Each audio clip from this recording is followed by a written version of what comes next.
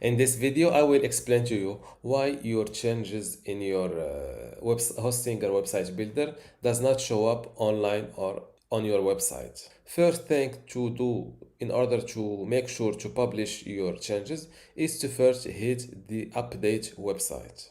As you can see, my website now is saving and also publishing.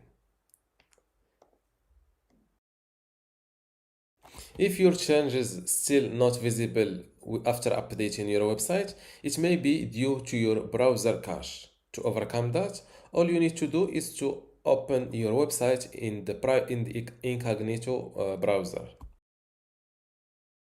If even with the incognito browser you still have the same problem, you may be trying to connect with your with a different network. For example, if you're on your home network, try to connect your Wi-Fi to your mobile data. If you still don't see your changes online on your website, you can try either accessing your website from a different device. It may be at a computer or a mobile phone. If you don't see your changes on different devices, this means that you have problems with saving and publishing your or updating your website.